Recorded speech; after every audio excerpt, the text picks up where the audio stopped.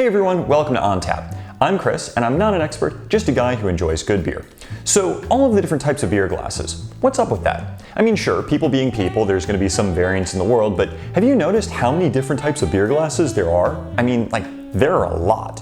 So why is that? Well, let's talk about it in this episode. And just so you know, this is going to be a two-part episode where in part one, we talk about more kind of typical glasses that you're likely to find, and then in part two, we're going to talk about things like mugs and more specialty glasses. So let's get into it.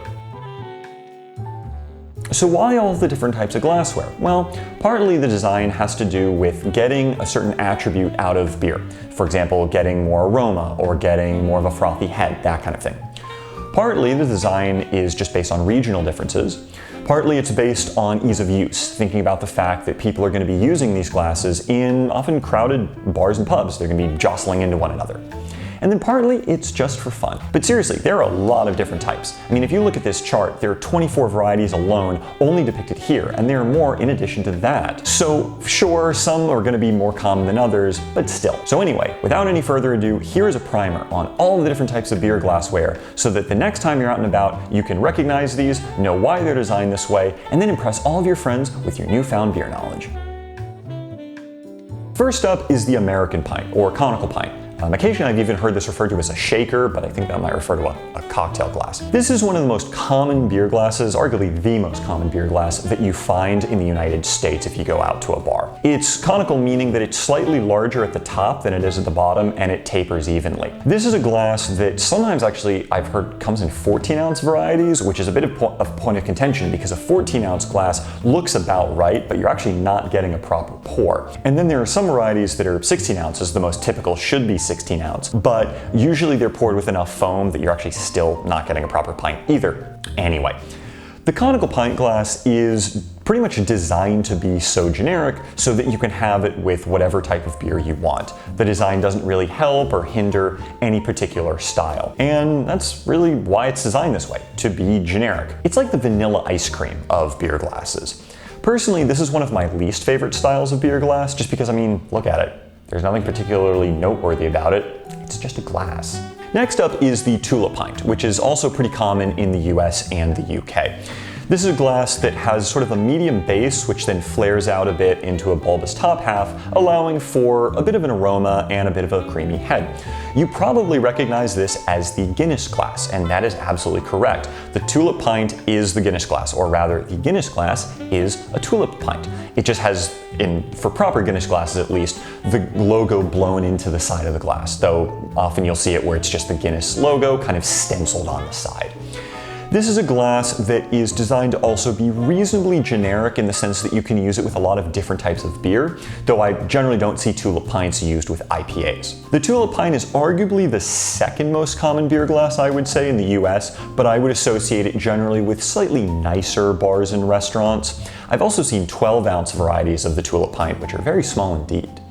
Closely related to the previous two versions, the Nonic Pint is a glass that's very common, especially in the UK. This glass is notable for having a little bulge down the side, a few inches from sort of the mouth of the glass, and this helps with grip, reducing the chances that you'll drop it, which is very handy if you're drinking this standing up, which many people do. The Nonic is, like its American cousin the conical, designed to be pretty generic, though I would argue it's the kind of glass where you're likely to drink sort of easy to consume darker beer out of it. Think porters, stouts, and darker ales. Also in the UK, both the Tulip Pint and the Nonic Pint come in 20-ounce Imperial Pint versions. So if you go into a British pub, chances are you're going to receive a 20-ounce Imperial Pint either in the Tulip or Nonic style. Next up is the Pilsner glass, designed for use with, well, light beers like pale lagers / Pilsners. A characteristic of this glass is that it is very sort of tall and slender, and the reason for that is so that when you pour the beer into the glass, it preserves the light, fluffy head as long as possible, given that light fluffy heads are a characteristic of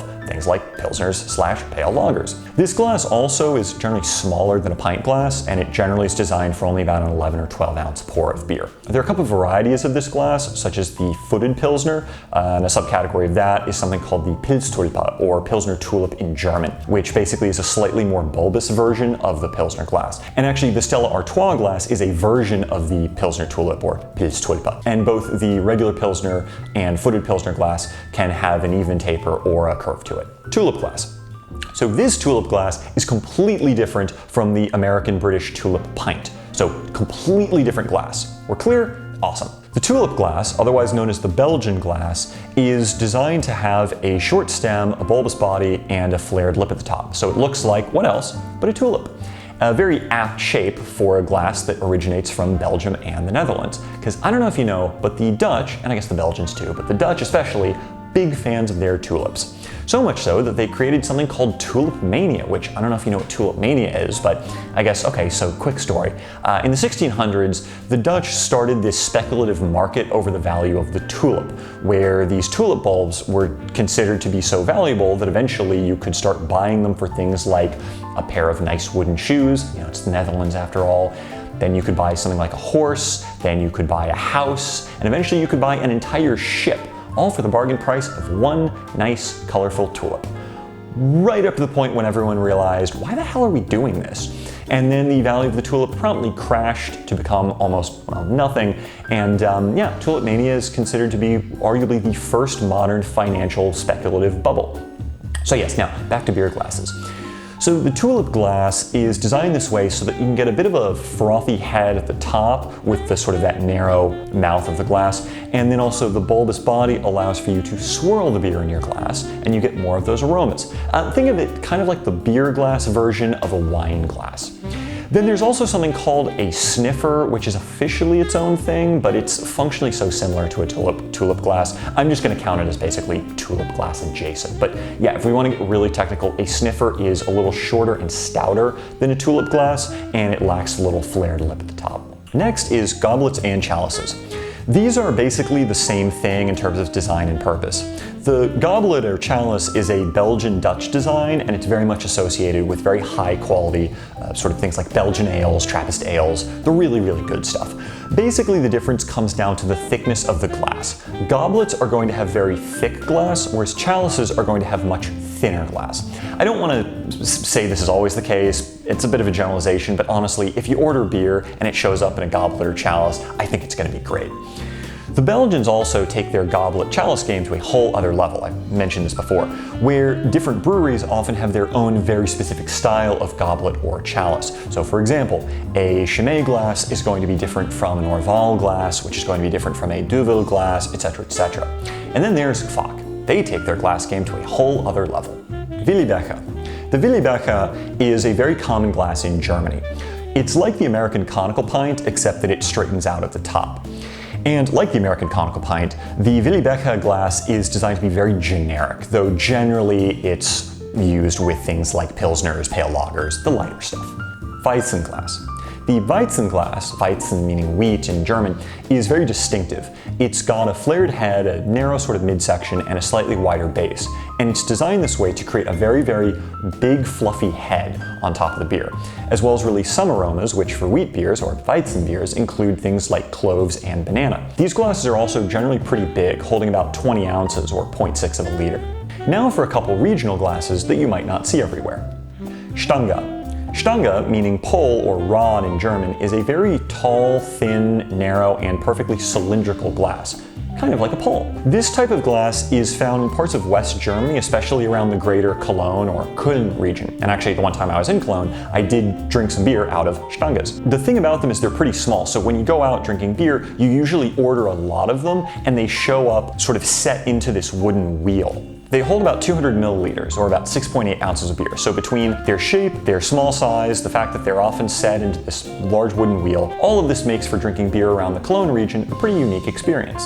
Thistle Glass. The Thistle is a specialty glass found in Scotland, or at least it's designed for use with Scottish beer. Just like the Tulip Glass is named after the eponymous flower of Belgium and the Netherlands, so too is the Thistle Glass, named and designed after Scotland's official flower, the thistle. This glass has a round bulb at the bottom, which then widens out. Scottish pride is definitely an aspect in the design of this glass, though at the same time the design does help with the release of those rich, sweet, heavy flavors one associates with Scottish ales such as wee heavies. So that's a rundown of many of the most common types of glasses you are likely going to drink your beer out of. Be on the lookout for part 2, which will be released in the near future, where we talk about things like mugs, steins, boots, all that other good stuff. See you next time.